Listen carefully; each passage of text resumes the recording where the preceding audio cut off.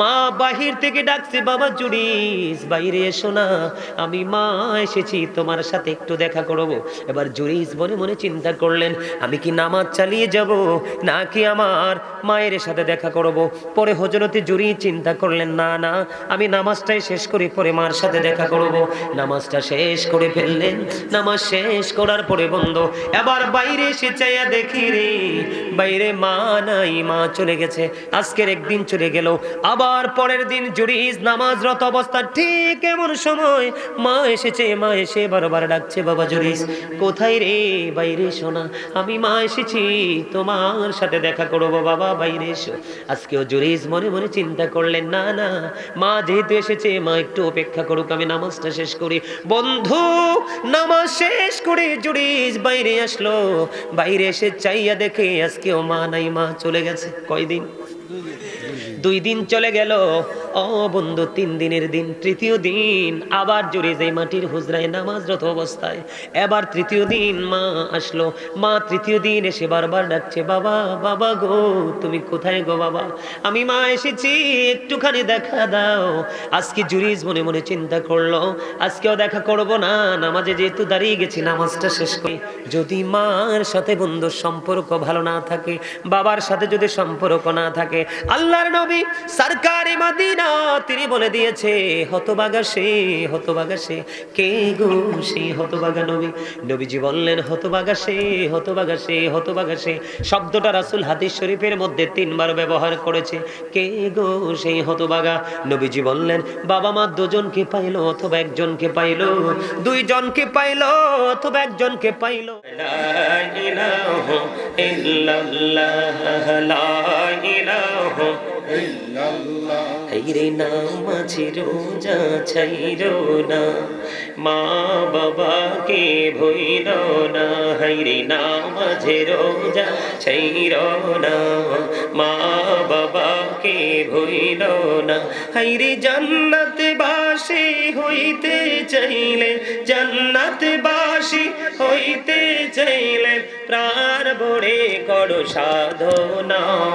লা ইলাহা ইল্লাল্লাহ, লা ইলাহা ইল্লাল্লাহ, লা ইলাহা ইল্লাল্লাহ মুহাম্মাদুর রাসূলুল্লাহ সাল্লাল্লাহু আলাইহি ওয়াসাল্লাম।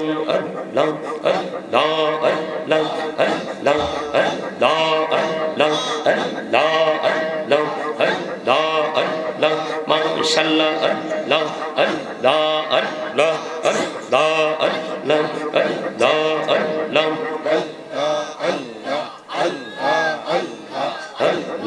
আল্লাহ এই নামেতে এ তো মধু, এই নামেতে এ তো মধু, জাহানিনি তো আগের দয়া, জাহানিনি তো আগে।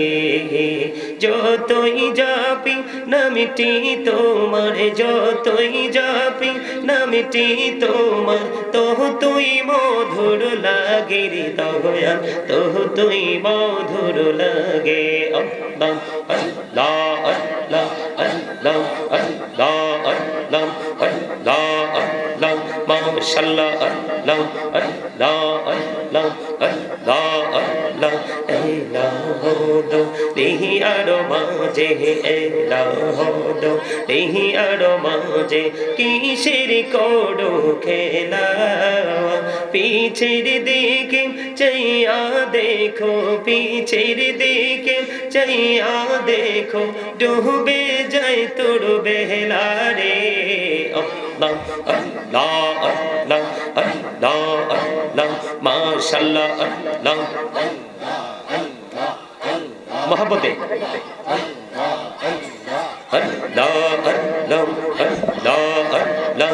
জীবন গড়িয়া করো সিরে গোনা, জীবন গড়িয়া করো সিরে গোনা, ক্ষমা করে দাও রে দয়াল, ক্ষমা করে দাও।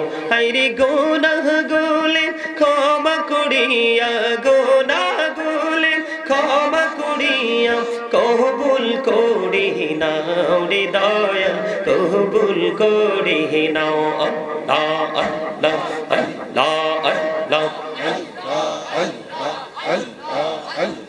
Allah Allah Allah Allah Allah Allah tane bodiya dakre banda tane bodiya dak haire tane bodiya dakre banda tane bodiya dak haire prahar bodiya dakile re banda prane bodiya dakile re banda kohuna korbo maha Allah Allah Allah Allah Allah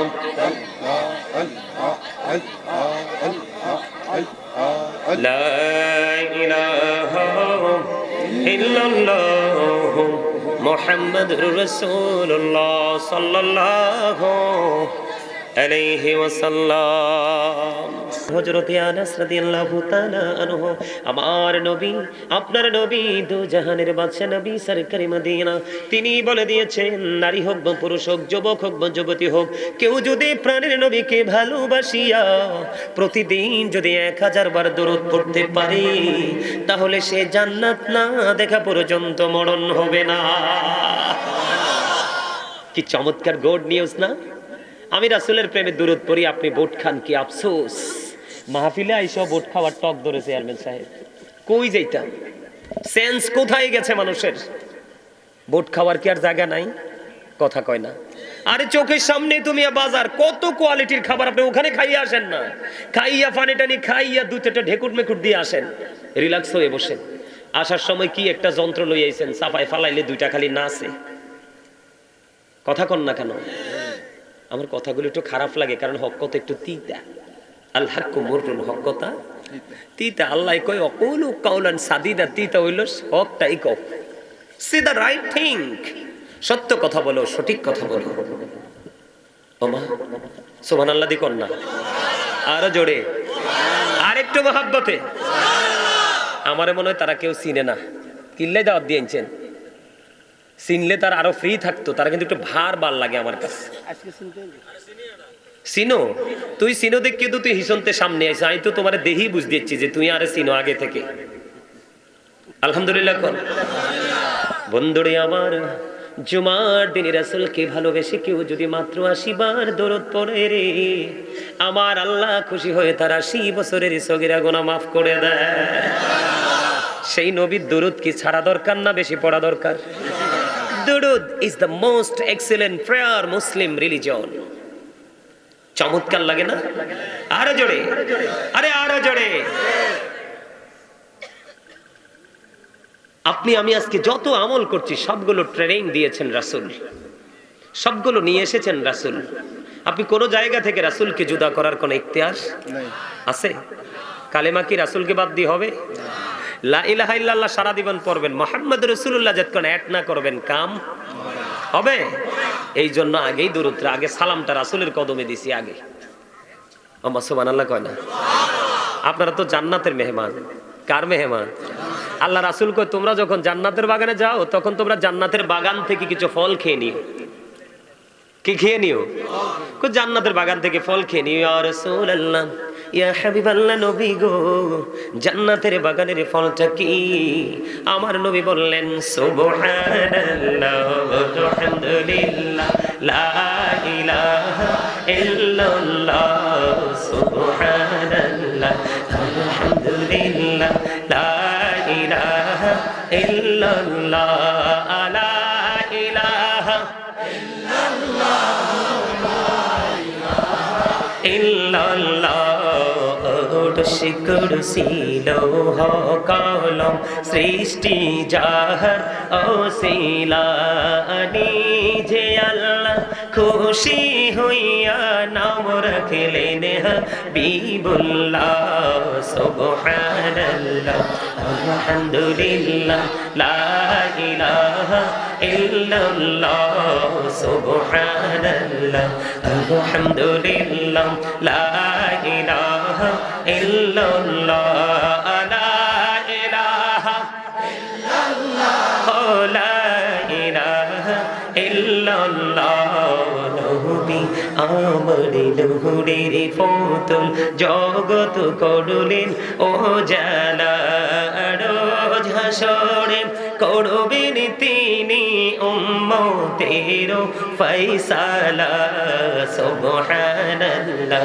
আলহামদুলিল্লাহ লা ইলাহা ইল্লাল্লাহ লা ইলাহা ইল্লাল্লাহ লা ইলাহা লা ইলাহা ইল্লাল্লাহ মুহাম্মাদুর রাসূলুল্লাহ সাল্লাল্লাহু আলাইহি ওয়াসাল্লাম। জোরে জোরে বলুন আলহামদুলিল্লাহ। ওয়াজে তো এখনো ঢুকতে পারেন, এই জন্য জিকিরটা একটু ছোট্ট করে করলাম। আচ্ছা, জিকির যে একটু করলাম, আপনাদের কি শান্তিটা দেহের মধ্যে লাগছে না রুহের মধ্যে? কার কার রুহের মধ্যে লাগছে একটু সোজা করে হাত তুলে দেখান তো। মাশাআল্লাহ, সবার। যার লাগছে না তে কিন্তু দেখাইয়েন না, কারণ যে মুখে একটা অন্তরে আর একটাতে মুনাফিক। ঠিক না বেঠিক? আপনার হৃদয় পর্যন্ত ধোলা লাগেনি, আপনি এই পর্যন্ত যাইতে পারেন না, হাত তুলছেন তাল মিলাইয়া, বিপদে পড়ে যাবেন তো। কথা কি বুঝতে পারছেন? আমি আপনাদেরকে এখনো অ্যাক্টিভ করতে পারিনি, যদিও জিকিরটা ভালো লাগছে। আমার দিকে তাকান। এই যে আমরা প্রত্যেকই মানুষ, মানুষ না? মানুষকে আল্লাহর কোরআনের ভাষায় কখনো বলা হয় ইয়া ইউহান নাস, আবার আল্লাহ কখনো বলেছেন ইয়া ইউহাল ইনসান। ইংলিশে যদি বলি, কখনো বলা হয় ম্যান, আবার কখনো বলা হয় পারসন। এটা হলো কোন মানুষ? মাথা থেকে পা পর্যন্ত বডি স্ট্রাকচারটা। এটা কিন্তু এই মানুষটাকে, যে মানুষটা পরিচালনা করছে, ওই মানুষটা আছে আপনার আমার ভিতরে। কোথায়? ওই মানুষটার নাম আল্লাহ রেখেছেন কোরআনের ভাষায় রূহ। ইংলিশে এটাকে বলা হয় সোল, বাংলাতে এটাকে বলা হয় আত্মা। আল্লাহ বলেছেন সে the soul is the warder of my Lord. আল্লাহ বলেছেন কওলির রূহু মিন আমরি রব্বি, first tense, present tense, future tense, অতীত, বর্তমান, ভবিষ্যৎ। এখানে নিয়ে আসার কারণ আপনাদেরকে অ্যাক্টিভ করার জন্য, আমি আপনাকে নিজেকে পরিচয় করানোর জন্য। আমরা কিন্তু এখনো পর্যন্ত আমরা আমাদেরকে চিনতে পারিনি, আরেকজনকে চিনব কি করে? এই মানুষটা ভিতরে, এটা কেমন করে ভিতরে আসলে? ওটা সৃষ্টির কাছে চির অজানা। আবার কোন দিন কোন অবস্থায় দেহ থেকে আউট হয়ে যাবে, সেটাও সৃষ্টির কাছে চির অজানা। এই মানুষটা রহস্য ঘেরা একটা মানুষ। এই মানুষটা যখন আপনার আমার মধ্যে ছিল না, তখন আপনি আমিও ছিলাম না। যখন মায়ের উদরে বাবা মায়ের বিয়ে হলো, তারা একত্রিত হলো, তাদের মাধ্যমে যখন মায়ের উদরে আপনার আমার বডিটা তৈরি হলো, তখন ওই আলমে আরোহা রুহের জগৎ থেকে আপনার আসল মানুষটাকে মায়ের উদরে ট্রান্সফার করে ঢুকিয়ে দেওয়া হয়েছে। তখন আপনি আমি মানুষ মানবীয় স্রোতে মায়ের কলিজা ছিঁড়ে পৃথিবীতে এসেছি। 7 দিনের দিন আপনার মাথার চুল কেটেছে, নাম রেখেছে। পুত্র সন্তানের জন্য 1 বছরে 2টি ছাগল দিয়ে আকিকা, কন্যা সন্তানের জন্য 1 বছরের 1টি ছাগল দিয়ে আকিকা করে আপনার নাম রাখলো। সেই নামে আজ পর্যন্ত আপনি আমি নামকরণ করা হয়েছে, আপনি আমি সেই নামেই আছি। কিন্তু যেদিন আপনার আমার মধ্য থেকে আবার এই ভিতরের মানুষটা চলে যাবে, সেদিন কিন্তু I am dead, you are dead. আপনি আমি আমরা সবাই মৃত। কথা বলে না? তাহলে এখান থেকে কি বোঝা যায়? মানুষের আসল সত্তা কি তার দেহ নাকি তার আত্মা? আরো জোরে। দেহের খেলা পৃথিবীতে, রুহের খেলা ফিউচারে। দেহের খেলা প্রেজেন্ট, আর রুহের খেলা হবে ফিউচারে। দেহের খেলার মধ্যে আপনি বিভিন্ন রকমের খেলা খেলতে পারেন, কিন্তু উপরে গেলে ঠিক নির্দিষ্ট কন্ডিশনের মধ্যে থেকে খেলতে হবে। এই জন্য আপনাদেরকে আমি অ্যাক্টিভ করতে চাই। আমি আজকে আলোচনার হেডলাইন দিয়েছি ইয়া আইয়ুহাল্লাযীনা আমানু কু আনফুসাকুম ওয়া আহলিকুম নার। আমি বলেছি, আল্লাহ বলেছেন O believers save yourself and your families from the fire. আল্লাহ ঈমানদারকে ডেকে বলেছেন তুমি জাহান্নাম থেকে বাঁচো এবং তোমার পরিবারকেও বাঁচাও। আমি আজকে এসেছি আপনাদেরকে বাঁচানোর জন্য, কারণ ম্যাক্সিমাম লোক এখন পথভ্রষ্ট। কি আল্লাহ বলতেছে তোমরা আমার জিকির করো। কার? তাহলে আমি তোমাদের জিকির হুজুর জিকিরটা কেমন করে করব? আল্লাহ রাসূল সমাধান দিয়েছেন তোমরা এমন ভাবে জিকির করো মানুষ দেখলেই যেন তোমাদেরকে পাগল বলে। হুজুর পাগলের মতো জিকির করব, হ্যাঁ হ্যাঁ পাগলের মতো জিকির করব, মানুষ দেখলে যেন দেখে আমাকে পাগল বলে, সেই মালিকের প্রেমে পাগল। আল্লাহর হাবিব আরো জানিয়ে দিয়েছেন, বন্ধু আমার দিকে তাকান। আল্লাহ রাসূল বলেছেন প্রত্যেকটা জিনিসকে ক্লিয়ার করার একটা যন্ত্র আছে, আছে না নাই? মানুষের মনের ঘরের ময়লা দূর করার যন্ত্র হলো মাওলার জিকির। তাহলে জিকির করার দরকার আছে না নাই? আরো জোরে বলেন আছে না নাই? শুধু তাই নয়, আমার দিকে তাকান বন্ধু। আল্লাহ বলেছেন ইয়া আইয়ুহাল্লাযীনা আমানু যকুরুল্লাহা যিকরান কাসীরা ওয়া সাব্বিহুহু বুকরাতাও ওয়া আসীলা। আল্লাহ রাব্বুল আলামিন ঈমানদারকে ডেকে বলেছেন, ঈমানদারেরা তোমরা বেশি বেশি করে আল্লাহর জিকির করো, সকাল টু সন্ধ্যা আল্লাহর পবিত্রতা ঘোষণা করো। কেমন করে করব? ফাযকুরুল্লাহা কিয়ামান, দাঁড়িয়ে দাঁড়িয়ে জিকির করো, কুউদান বসে বসে জিকির করো, ওয়া আলা যুনুবিকুম শুয়ে শুয়ে জিকির করো। তারপরেও জিকির বন্ধ করিও না। আমি বলেছিলাম আপনারা আজকে মাহফিলে আসেননি, আপনারা এসেছেন আল্লাহর দিকে। বন্ধুরে আমার, হাদিস শরীফের মধ্যে এসেছে কেউ যদি আল্লাহর দিকে 1 বিঘা পরিমাণে গিয়ে যায়, আল্লাহ তার দিকে 1 গজ পরিমাণে গিয়ে আসে। কেউ যদি আল্লাহর দিকে 1 হাত পরিমাণে গিয়ে যায়, আল্লাহ রাব্বুল আলামিন তার দিকে 2 হাত পরিমাণে গিয়ে আসে। কেউ যদি পৃথিবীর কোন নরমাল জলসায় বসে জিকির করে রে, আল্লাহ রাব্বুল আলামিন তার চাইতে উত্তম জলসায় আল্লাহ ওই বান্দার জিকির করে। বন্ধুরে আমার, শুধু এখানে একান্ত নয়, কেউ যখন জিকির করার জন্য মালিকের দিকে হেঁটে হেঁটে আসে, যেমন আজকে আপনারা যারা জান্নাতের বাগানের দিকে এসেছেন, আপনারা মাহফিলে আসেননি, মূলত এসেছেন আপনারা আল্লাহর দিকে। কার দিকে? আল্লাহ। কথা বলে না, কার দিকে এসেছেন?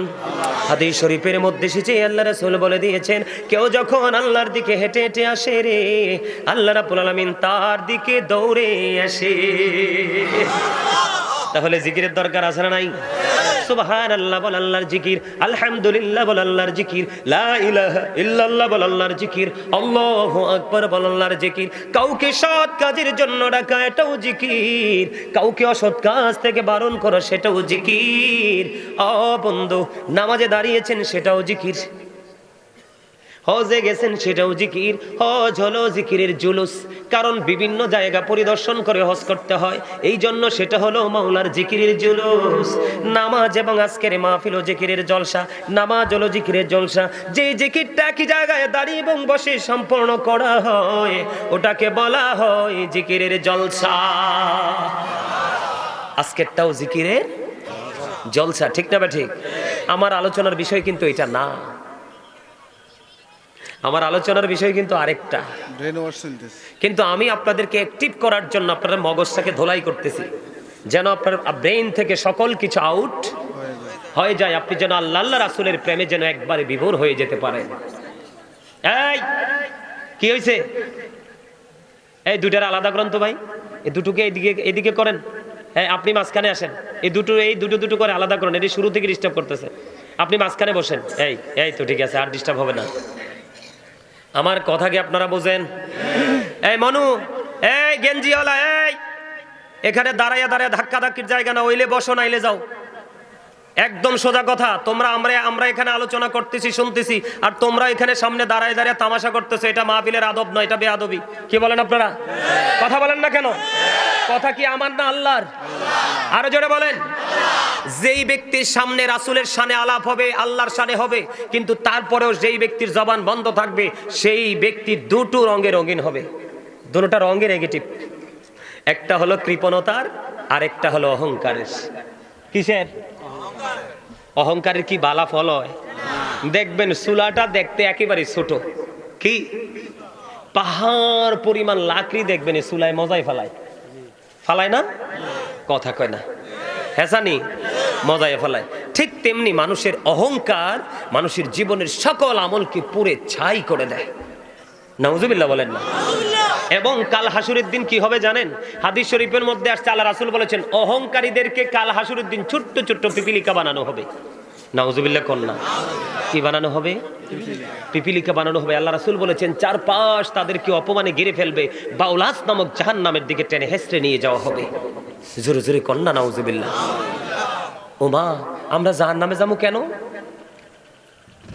আমরা জাহান্নামে যাবো কেন? আমাদের নিজের কর্মের কারণে। কিসের কারণে? কারণ আল্লাহ বলছে আল্লাহর জিকির করতে, আমরা করছি দুনিয়ার জিকির। দুনিয়ার জিকির ধোঁকা। দুনিয়ার জিকির কি? এটা একবারে প্রতারণার জায়গা। তাহলে আমরা কি ভালো কিছু করছি? কথা বলে না। আমরা কি ভালো কিছু করছি? আমরা ভালো কিছু করি। আমি কিন্তু মূল আলোচনায় যাই নাই। আপনারা কি আমরা তুই চলে যাইবেন না থাকবেন? আরো জোরে থাকবো। ঠিক আছে, আমার মূল আলোচনা কিন্তু যাই। এখনো কিন্তু আমার এরা দূর থেকে আসছে আমার আলোচনা শোনার জন্য। ওনাদের মাহফিলেও গেছিলাম কয়দিন আগে, এই জন্য আজকে আসছে আরেকটু একবার দেখার জন্য। আলহামদুলিল্লাহ বলেন। আরো জোরে। আলহামদুলিল্লাহ। আমি আপনাদেরকে বলতে চাই, যেটা আমরা উল্টো করেছি। কি করেছি? উল্টো করলে কি হয়? ফল কি ভালো হয় না খারাপ হয়? এতটা খারাপ হবে। আমার দিকে তাকান, ওপারে কিন্তু ঠেলাঠেলির কোনো সুযোগ। আল্লাহ রাব্বুল আলামিন বলতেছে ধরবে খুব শক্তভাবে, হিসাব নেবে শক্তভাবে। কিন্তু হিসাব নেওয়ার পরে যখন আপনি কি হয়ে যাবেন, বিপদে পড়ে যাবেন, তখন কিন্তু অত্যন্ত ভয়ঙ্কর হবে রূপটা। কারণ আল্লাহ বলেছেন লা ইয়ামুতু, মরার সুযোগ নাই। আর কি নাই? মরার সুযোগ নাই। People will not die that day, সেদিন মানুষ মরতে পারবে না। আল্লাহ বলেছেন ফিহা ওয়ালা ইয়াহইয়া, people will not be able to live that day, সেদিন মানুষ বাঁচতেও পারবে না। আল্লাহ বলেছেন ওমা হুম আনহাবি গায়িবিন, people will not be able to escape that day, সেদিন মানুষ সেখান থেকে পালাতেও পারবে না। তাহলে বাঁচারও সুযোগ নাই, মরারও সুযোগ নাই, পালাবারও সুযোগ নেই। তাহলে আমাদেরকে একটু সচেতন হওয়া দরকার না? কথা বলে না। সচেতন যদি হতে হয়, আমাদের অন্তরে ঢুকাতে হবে রাসূল প্রেম। কার প্রেম? কারণ আল্লাহকে কিন্তু আমরা কেউ দেখি নাই, যা পেয়েছি রাসূল থেকে পেয়েছি। কথা বলে না। কার কাছ থেকে? আল্লাহ বলতেছে আমি না, আল্লাহ বলতেছে মাইয়ুতির রাসূলা ফাকাদ আতাল্লাহ। আল্লাহ বলতেছেন হি হো অবিস দ্য স্টিল অবিস আল্লাহ। যেই ব্যক্তি রাসূলের নির্দেশ মানলো সে যেন আল্লাহর নির্দেশ, যে ব্যক্তি রাসূলকে মানলো সে যেন আল্লাহকে বলছে কে? তা আমাদের মানতে হবে না? কথা বলেন না। মানতে তো আপনার কি বিরক্ত হচ্ছে? আহারে, মরার পরে মানুষ ফিরে আসতে চাইবে, বারবার বারবার ফিরে আসতে চাইবে, মরতে চাইবে, বাঁচতে চাইবে, পালাতে চাইবে। এই জন্য আল্লাহ আগেই বলে দিয়েছে সাবধান হয়ে আসো আমার কাছে। বাঁচারও সুযোগ নাই, মরারও সুযোগ নাই, পালাবারও। বলে হুজুর আমাদের এত ভয়ঙ্কর অবস্থাটা কেন হবে? আমাদের মনে প্রশ্ন আসতে পারে না যে আমাদের এত ভয়ঙ্কর রূপটা কেন হবে? আমাদের জীবনে তো ভয়ঙ্কর পরিস্থিতি কেন আসবে? আল্লাহ বলেছেন বন্ধু, সূরা ইউনূসের 44 নম্বর আয়াত খুলে দেখেন। আল্লাহ রাব্বুল আলামিন বলেছেন ইন্নাল্লাহা লা ইয়াজলিমুন নাসা শাইয়্যান ওয়ালাকিন্নান নাসা আনফুসাহুম ইয়াজলিমুন। আল্লাহ রাব্বুল আলামিন জানিয়ে দিয়েছেন আল্লাহ আল্লাহর বান্দার উপর জুলুম করে না, অত্যাচার করে না, বান্দা নিজেই নিজের উপর অত্যাচার করে। তাহলে কাউকে দোষ দেওয়ার কোনো সুযোগ আসেনি।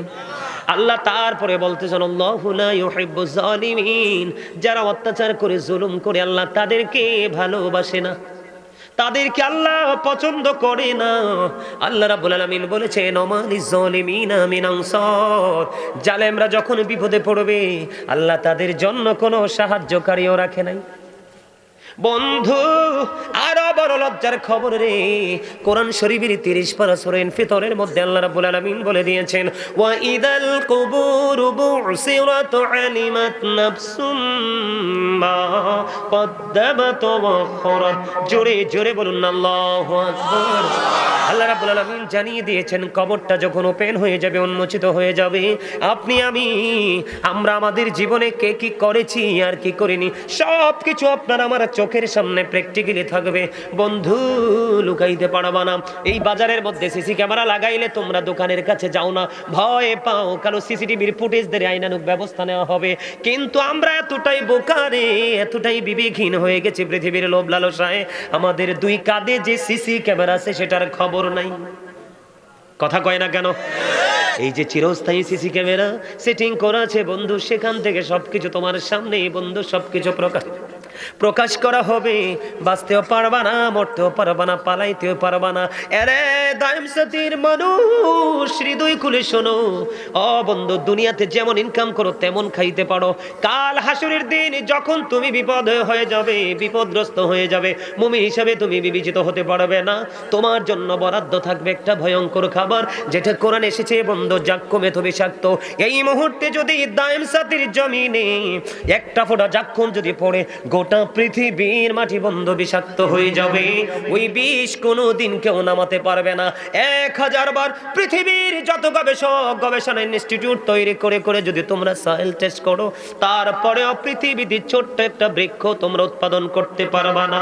জোরে জোরে বলুন না নাউজুবিল্লাহ। এই ভয়ঙ্কর খাবারটা বন্ধু ওই যারা পথভ্রষ্ট যারা পাপী তাদের জন্য বরাদ্দ। এরপরে আসেন, এটা কোরআনে এসেছে, হাদিস শরীফের মধ্যে এসেছে, আল্লাহ রাসূল বলেছেন তাদের জন্য একটা খাবার বরাদ্দ করা আছে যেটার নাম হলো তিনাতুল খাবাল।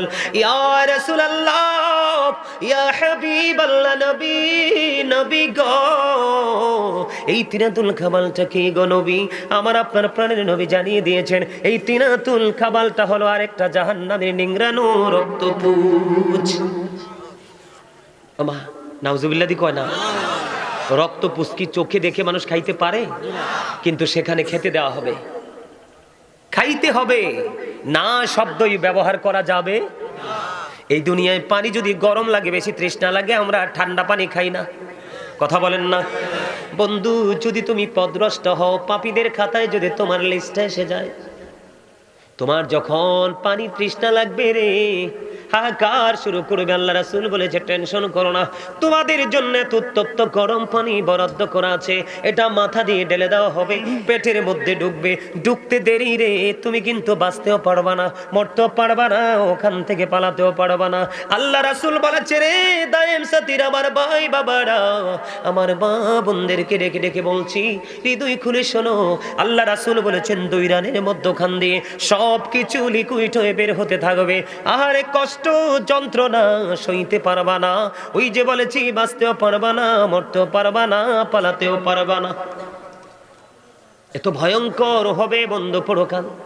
এই জন্য বলি বেশি বেশি করে রাসূলের সাথে প্রেম করো, কেননা রাসূলের মধ্যেই রয়েছে সকল আল্লাহ পাওয়ার রাস্তা, কথা বলে না?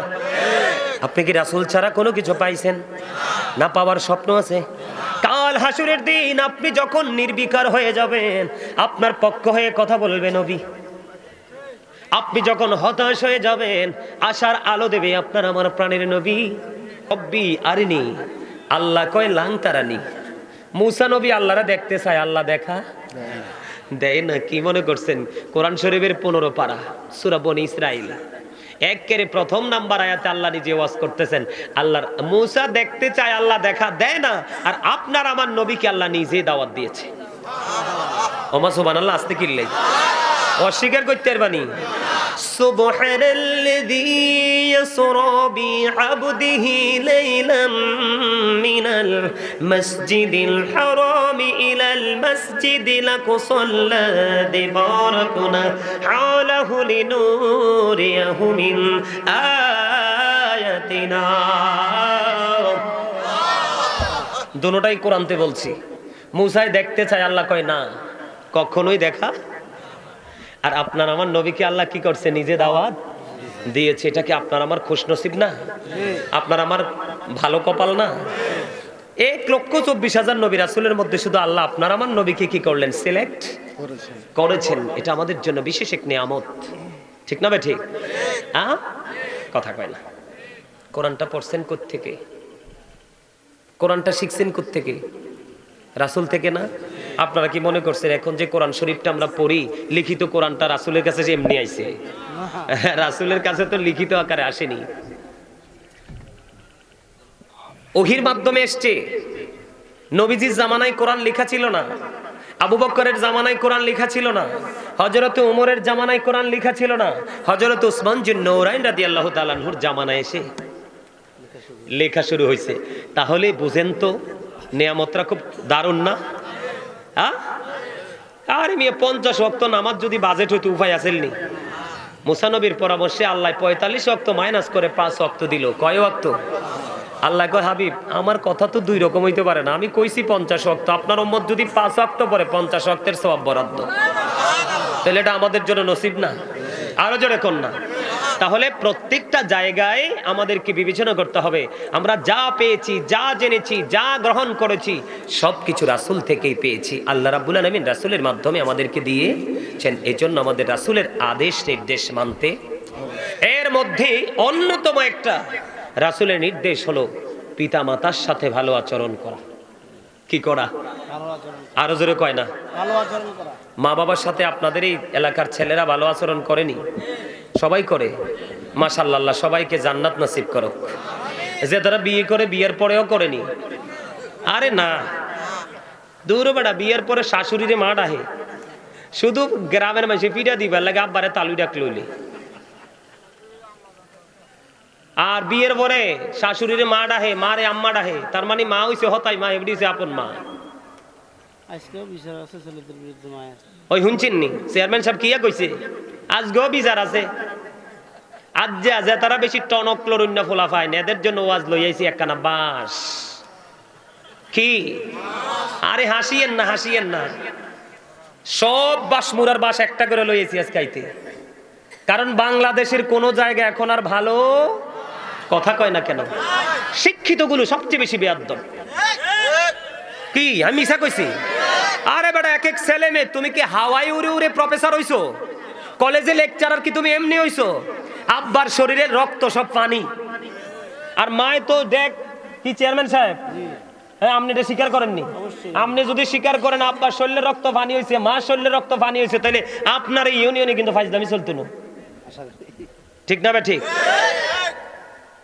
আমি আপনাদেরকে কি বলি শোনেন, পৃথিবীতে বাবার ঋণ কোনোদিন কোনো সন্তান শোধ করতে পারে না। একজন এসে প্রশ্ন করলেন, ইয়া রাসূলুল্লাহ, হাদিস শরীফের মধ্যে এসেছে, ইয়া হাবিবাল্লাহ নবী গো, আমার উপার্জিত টাকাগুলো আমার বাবা নিজের মতো করে খরচ করতে চাই গো নবী, আমি এখন কি করব? এবার আমার নবীজি একটা ডাক দিয়ে বললেন, তোমার উপার্জিত টাকা না, তুমি নিজেও তোমার বাবার সম্পদ। কি বুঝলেন? বাবার দাম কম না বেশি?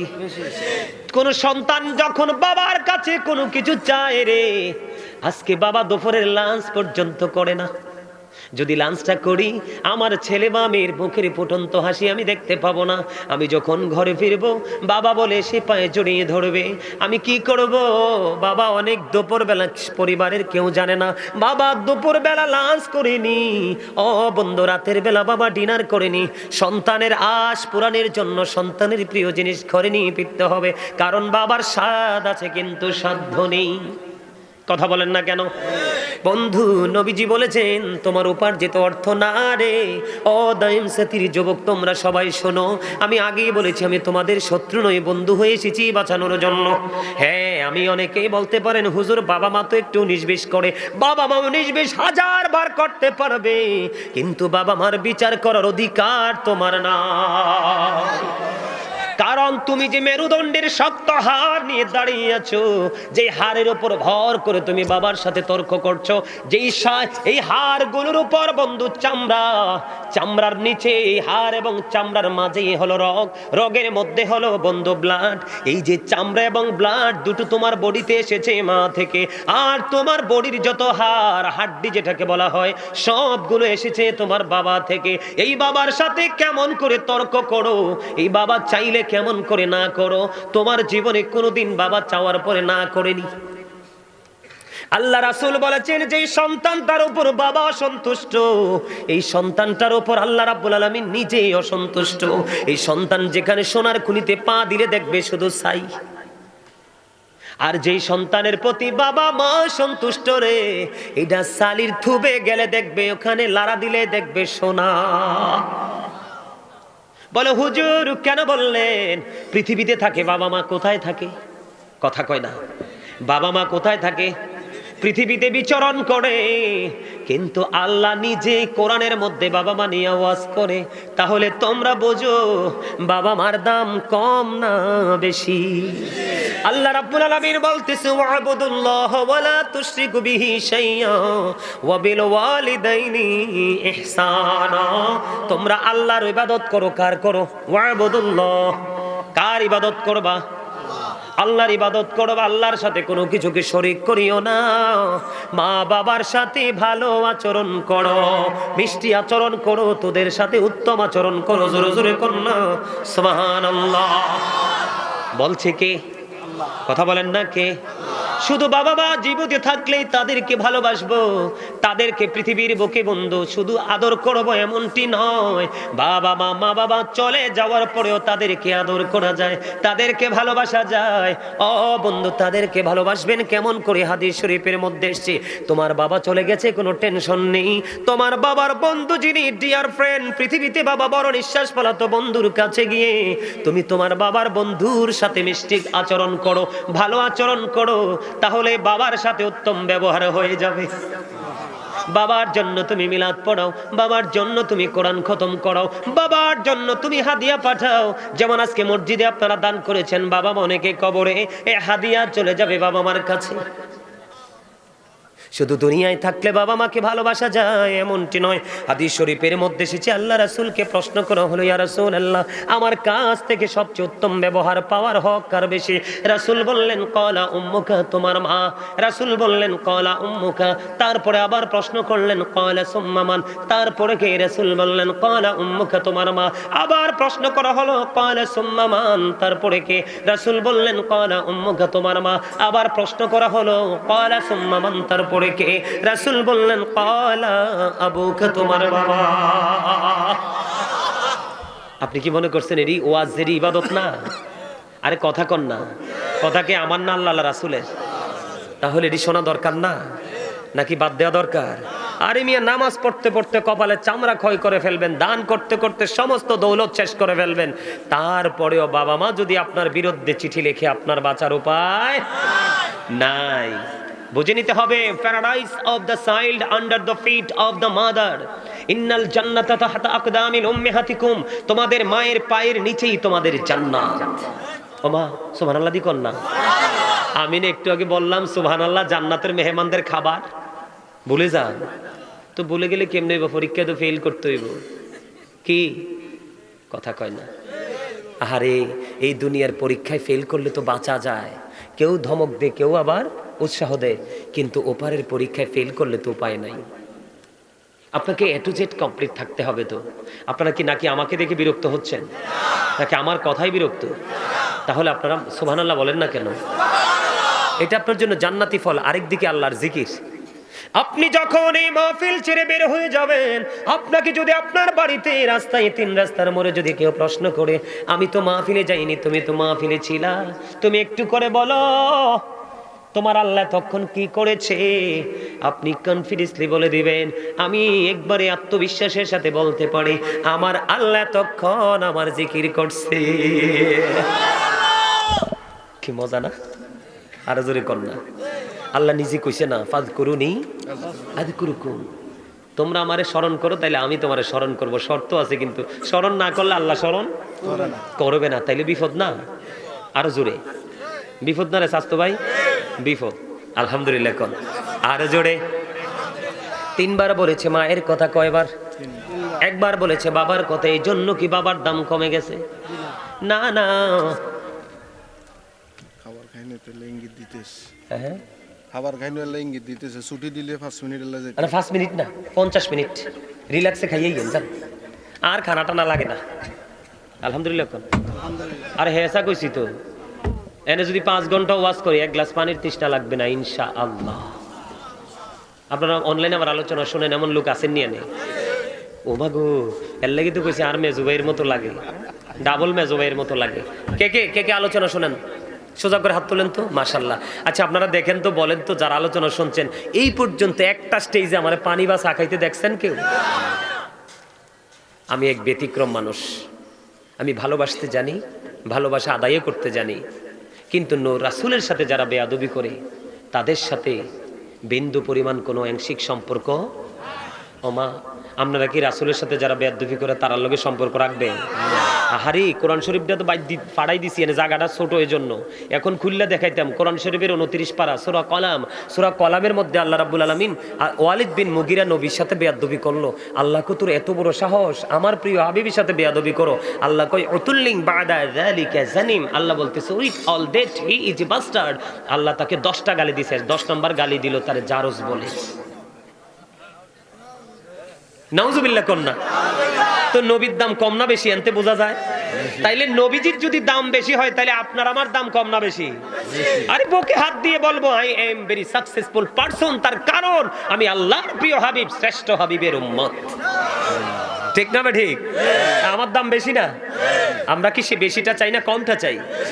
বেশিটা চাইলে রাসূল যেভাবে বলেছেন, আল্লাহ যেভাবে বলেছেন, আমরা আমাদের মা বাবাকে সন্তুষ্ট করতে হবে না? আপনারা সবাই রাজি তো? আমি কি মা বাবা নিয়ে একটু আলোচনা করব? বন্ধু, মা বাবাকে ভালোবাসা ফরজ, মা বাবার কলিজায় আগুন দেওয়া হারাম। কোনো যুক্তি নেই, কোনো তর্ক নেই, ও বন্ধু কোনো অজুহাত নেই রে। তুমি 1000 কোটি টাকার মালিক হয়েছো, তুমি 1000 কোটি টাকার মালিক, কিন্তু মা বাবাকে ভালোবাসো না। আজকে সকালবেলা না জানি গতকালকে দেখছি সভাপতি সাহেব টিভির মধ্যে খবরে দেখায় এক একটা ছেলে প্রফেসর, ইঞ্জিনিয়ার, বাবা মার ঠিকানা হলো বৃদ্ধাশ্রম। জোরে জোরে বলেন না নাউজুবিল্লাহ। এই কেমন হতভাগা সন্তান, এদের দুনিয়ায় মরার আগে পছন্দ হবে, ওদের আত্মীয় স্বজন সবাই দেখবে রে। যেই বিবির প্রলোভনে পড়ে মা বাবাকে ছেড়ে চলে গেল, ওই বিবিও তার পাশে থাকবে না। তার শক্তি থাকতে থাকতে এখান থেকে সে সমস্ত টাকা পুঁজি করে নিয়ে যাবে। আপনারা দেখবেন যেই ছেলে বিয়ের পরে অনেক বেশি বিবির প্রেমে পড়েছে, মা বাবাকে ডিলিট করে দিয়েছে, ওই ছেলের জীবন বেশি দিন সুখী হয় না এবং এরা বেশি দিন পৃথিবীতে থাকতে পারে না। ঠিক না ঠিক? আমি নিজে দেখেছি বন্ধু, আমার এলাকাতে, আমার আশেপাশে অনেক জায়গা দেখেছি মা বাবার কলিজায় আগুন দিয়ে বন্ধু কোটিপতি থেকে পথের ভিখারি হয়েছে, হওয়ার পরেও সুখ পাইনি। আমি আপনাদেরকে বন্ধু ছোট্ট একটা হাদিস শরীফের একটা অংশ আজকে শোনাই। আল্লাহ রাব্বুল আলামিনের এক প্রিয় বান্দা ছিলেন, তার নাম হলো বন্ধু হযরত জুরাইজ। বুখারী শরীফের মধ্যে এসেছে বন্ধু, হাদিসখানা মুসলিম শরীফের মধ্যে এসেছে। হযরত জুরাইজ যেমন একজন আল্লাহওয়ালা ছিল, এমন একজন বুজুর্গ ছিল। আপনারা আমরা যেমন জামাতে নামাজ পড়ি, সে একাই জামাতে নামাজ পড়ে সে মজা পাইতো না। সে একাকি অনেক দূরে গিয়ে একটা নির্জনে একটা মাটি দিয়ে হুজরা বানাইলো। ও বন্ধু, হুজরা বানাইয়া ওই জুরাইজ একাকি, আমাদের মধ্যে দেখবেন যারা অনেক বেশি আল্লাহ রাসূল পাগল, তারার কিন্তু গোলামের স্টাইলটা পুরো ব্যতিক্রম। কথা কয় না? আপনারা যারা মুরব্বী হয়েছেন, আপনার জমানায় বেশি ছিল, এখনকার একটু কম, আরো পরবর্তী প্রজন্মে আরো কমে যাবে। আপনাদের মতো মুরব্বী মানুষ চলে গেলে পৃথিবী বেশি দিন টিকবে না। কারণ এখনো যারা মুরব্বী আছে ওই এলাকাতে ইসলামের কিছু রং আছে। যেখানে মুরব্বী হারিয়ে গেছে সেখানে কিন্তু ইহুদি নাসারাদের সংস্কৃতি সকাল টু সন্ধ্যা চর্চা হচ্ছে। তার মানে ইসলাম আমার আপনার কাছ থেকে দূরে চলে যাচ্ছে। ইসলাম একজন মুসলমানের কাছ থেকে যত দূরে চলে যাবে, কিয়ামত তার তত কাছে আসবে। আজকে কি ইসলাম গরিব না? বন্ধু আমার দিকে তাকান, হযরত জুরাইজ লোকালয় থেকে দৌড়ে একটা হুজরা বানালো মাটি দিয়ে। মন দিয়ে শোনো যুবক তোমরা, আল্লাহর কাছে মা বাবার দাম কত বেশি রে। ও বন্ধু, তিনি কি করলেন? তিনি ওই জায়গায় বসে বসে তিনি ইবাদত করতেন। হঠাৎ করে একদিন কি করলো, হযরত জুরাইজ তার মাটির হুজরার মধ্যে তিনি নামাজরত অবস্থায় এমন সময় মা গেলেন। হাদিসখানা আসছে বুখারী শরীফের মধ্যে বন্ধু। যাওয়ার পরে আবার মা বাহির থেকে ডাকছে, বাবা জুরাইজ বাইরে এসো না, আমি মা এসেছি, তোমার সাথে একটু দেখা করব। এবার জুরাইজ মনে মনে চিন্তা করলেন, আমি কি নামাজ চালিয়ে যাব নাকি আমার মায়ের সাথে দেখা করব? পরে হযরত জুরাইজ চিন্তা করলেন, না না, আমি নামাজটাই শেষ করি, পরে মার সাথে দেখা করব। নামাজটা শেষ করে ফেললেন। নামাজ শেষ করার পরে বন্ধু এবার বাইরে এসে চাইয়া দেখি রে, বাইরে মা নাই, মা চলে গেছে। আজকের একদিন চলে গেল, আবার পরের দিন জুরাইজ নামাজরত অবস্থা, ঠিক এমন সময় মা এসেছে। মা এসে বারবার ডাকছে, বাবা জুরাইজ কোথায় রে, বাইরে এসো না, আমি মা এসেছি, তোমার সাথে দেখা করবো, বাবা বাইরে এসো। আজকেও জুরাইজ মনে মনে চিন্তা করলেন, না না, মা যেহেতু এসেছে, মা একটু অপেক্ষা করুক, আমি নামাজটা শেষ করি। বন্ধু নামাজ শেষ করে জুরাইজ বাইরে আসলো। বাইরে এসে চাইয়া দেখে আজকেও মা নাই, মা চলে গেছে। কয়দিন? 2 দিন চলে গেল। ও বন্ধু, 3 দিনের দিন, তৃতীয় দিন আবার জুরাইজ এই মাটির হুজরায় নামাজরত অবস্থায়। এবার তৃতীয় দিন মা আসলো। মা তৃতীয় দিন এসে বারবার ডাকছে, বাবা বাবা গো, তুমি কোথায় গো বাবা, আমি মা এসেছি, একটুখানি দেখা দাও। আজকে জুরাইজ মনে মনে চিন্তা করলো, আজকেও দেখা করব না, নামাজে যেহেতু দাঁড়িয়ে গেছি, নামাজটা শেষ করে ফেলি, তারপরে মার সাথে দেখা করব। একে একে করে বন্ধু 3 দিন, হাদিস শরীফের মধ্যে এসছে 3 দিন হয়ে গেল। মার সাথে বন্ধু দেখা হলো না। মার সাথে যখন দেখা হলো না, মা একে একে 3 দিন চলে গেল। তৃতীয় দিন যাওয়ার সময় মা একটা ডাক দিয়ে বলল, আল্লাহ আল্লাহ গো, আমার ছেলের সাথে দেখা করতে আসলাম, একে একে 3 দিন চলে গেল, সে দেখা করলো না। তারে বেশ্যা মহিলার মুখ না দেখাইয়া তুমি মরণ দিও না। জোরে জোরে বলেন না নাউজুবিল্লাহ। জুরিস কি মাকে বকা দিলুনি? জুরিস তো নামাজ পড়ে বুঝে নেবেন। হাদিস শরীফের মধ্যে এসেছে, জুরিস নামাজ পড়ে। স্বাস্থ্য ভাই ভালো করে শোনো, মায়ের কোলে যায় আগুন দিও না।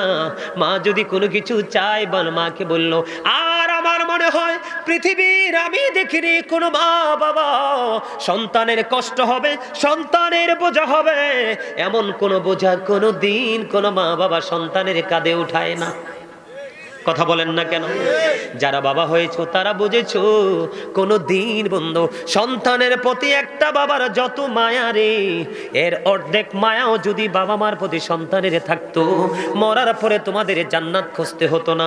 পৃথিবীটাকে আল্লাহ জান্নাতের সুখে ভরপুর করে দিত। এই পৃথিবীর বুকে 2টা কারণে মানুষ অশান্তির মধ্যে আছে, অভাবের মধ্যে আছে, রোগ বিমারের মধ্যে আছে রে। একটা হলো নবীর সাথে কন্টিনিউ বেয়াদবি, নবীর অর্ডারকে অমান্য করা, আর একটা হলো মা বাবার কলিজায় কন্টিনিউ ব্যথা দেওয়া। ঠিক না বেঠি? বন্ধুরে আমার, হাদিস শরীফের নমুনা তোমরা দেখো, মায়ের পাওয়ারটা কেমন, মা কেমন বদদুয়া দিল। আল্লাহ একে একে 3 দিন এসেছি, সন্তানটা দেখা দিল না। তার বেশ্যা মহিলার মুখ না দেখাইয়া তারে মরণ দিও না। আল্লাহ তো মায়ের বরদুয়া কবুল করে ফেলেছে। পাশে ছিলেন এক বেশ্যা মহিলা। বেশ্যা মহিলা কিন্তু এতদিন জুরিসকে নিয়ে ভাবে নাই, জুরিসকে নিয়ে কোনো নোংরা চিন্তা করে নাই। মা যেদিন অভিশাপ দিয়ে চলে গেল রে, এবার হযরতে জুরিসকে নিয়ে ওই বেশ্যা মহিলা এবার ভাবতে শুরু করলো। জোরে জোরে বলেন না নাউজুবিল্লাহ। এবার বন্ধু ওই বেশ্যা মহিলার পেটে বাচ্চা। এবার মানুষ ওই বেশ্যা মহিলাকে প্রশ্ন করতে শুরু করলো, তোমার পেটে বাচ্চা আসলো কোত্থেকে? কয় আমি এই বাচ্চা এনেছি জুরিস থেকে। সরল মনা জুরিস তো কিছুই জানে না, জুরিস কিচ্ছু জানে না রে দায়াম সাতির মানুষ, ও যুবকেরা, এই জুরিস কিন্তু কিছুই জানে না, সরল মনা জুরিস। এবার যখন শুনতে পাইলেন বেশ্যা মহিলার পেটের বাচ্চা জুরিজের কাছ থেকে নিয়ে এসেছে, তৎকালীন সময় আমাদের সমাজের মধ্যে দেখবেন কিছু লোক থাকে, দেখবেন ভালো চোর যদি চুরি করে কোনো ইন্টেনশন করে না, কিন্তু ভালো মানুষ কিছু করলে এটা নিয়ে বেশি ছড়াছড়ি করে। আছে না নাই? আমাদের সমাজের মধ্যে এমন কিছু দুষ্ট প্রকৃতির লোক থাকে বন্ধু। এবার ওই জুরিজের ক্ষেত্রেও তেমন হলো। জুরিস তো আল্লাহওয়ালা বুজুর্গ, শুনতে দেরি জুরিস ওই বেশ্যা মহিলার সাথে অবৈধ সম্পর্ক করে তার পেটে বাচ্চা দিয়ে দিল। এবার কি করলেন বন্ধু? সঙ্গে সঙ্গে তাৎক্ষণিক সময়ে ওই তৎকালীন সময়ে মানুষ দৌড়ে চলে আসলো, জুরিজের মাটির হুজরাটা ভেঙে ফেললো। জুরিস কি মারতে শুরু করলো, টেনে হেসড়ে তাকে তার হুজরা থেকে বের করে শুরু করলো। এবার জুরিস বারবার ডেকে বলছে, কে রে, কেন তোমরা আমাকে প্রহার করছো, কেন আমাকে আঘাত করছো রে, আমার দোষ কি? ও বন্ধু, হাদিস শরীফের মধ্যে এসেছে ওই সরল মনা জুরিস, আল্লাহওয়ালা জুরিস, তিনি কিছুই তো জানে না, চেঁচিয়ে চেঁচিয়ে হুজরা থেকে পর্যন্ত বের করে নিয়ে আসছে। ওই বন্ধু হুজরা পর্যন্ত ভেঙে ফেলেছে। এবার বারবার জুরিস বলছে, আমার অপরাধ কি? কই তোমার অপরাধ হলো বেশ্যা মহিলার পেটে তুমি বাচ্চা দিয়েছো। এই কথা শোনার পরে হযরত জুরিস একটা ডাক দিয়ে বলল, ও বন্ধু, তোমার আমাকে একটা ঘটি পানি দাও। ও বন্ধু, পানি যখন দেওয়া হলো, পানি দেওয়ার পরে জুরিদ অজু করলো। অজু বানানো শেষ হওয়ার পরে আবার ডাক দিয়ে বলল, কোথায় রে সেই বাচ্চাটা, আমার কাছে নিয়ে আসো। বেশ্যা মহিলার পেটের বাচ্চাটা আমার কাছে নিয়ে আসো। বেশ্যা মহিলার বাচ্চাটা বন্ধু জুরিজের সামনে আনতে দেরি রে। এবার ওই জুরিস কি করলেন, বাচ্চাটার পেটটার উপর হাতটা রাখলো। বাচ্চাটার পেটটার উপর হাতটা রেখে একটা ডাক দিয়ে বলল, বাবু, বাবু বলো না তোমার বাবা কি? এবার ওই ছোট্ট বাচ্চা সবার সামনে, অসংখ্য মানুষের সামনে দেখিয়ে দিল, ওই রাখাল আমার বাবা। জোরে জোরে বলেন আল্লাহু আকবার। এখান থেকে কিছু বুঝতে পারছেন নি? তাহলে জুরিজের পাওয়ার আসেনি, তার ক্ষমতা আসেনি, আল্লাহ তারে কবুল করছেনি। এত পাওয়ার, যেই বাচ্চাটা ধুলনায় কথা বলার সময় হয়নি, বরকতময় জুরিজের হাতটা টাচ করতে দেরি, ওই বাচ্চাটার জবান খুলে গেল। ওই রাখালের দিকে ইশারা করে দোলে, রাখাল আমার বাবা। এখানে আমি আপনাদেরকে বুঝাইতে চেয়েছি বন্ধু, এত বুজুর্গি এত পাওয়ার থাকার পরেও কিন্তু মা বরদোয়াটা দিতে দেরি রে। বেশ্যা মহিলার সাথে তার কলঙ্কিত অধ্যায় নামটা আসতে দেরি হয় না। তাহলে আপনার আমার বুজুর্গি ফেল হবে না পাস হবে? ফেল হয়ে যাবে। যদি মার সাথে বন্ধুর সম্পর্ক ভালো না থাকে, বাবার সাথে যদি সম্পর্ক না থাকে, আল্লাহর নবী সরকারে মদিনা তিনি বলে দিয়েছে, হতভাগা সে, হতভাগা সে। কে গো সেই হতভাগা নবী? নবীজি বললেন, হতভাগা সে, হতভাগা সে, হতভাগা সে। শব্দটা রাসূল হাদিস শরীফের মধ্যে 3 বার ব্যবহার করেছে।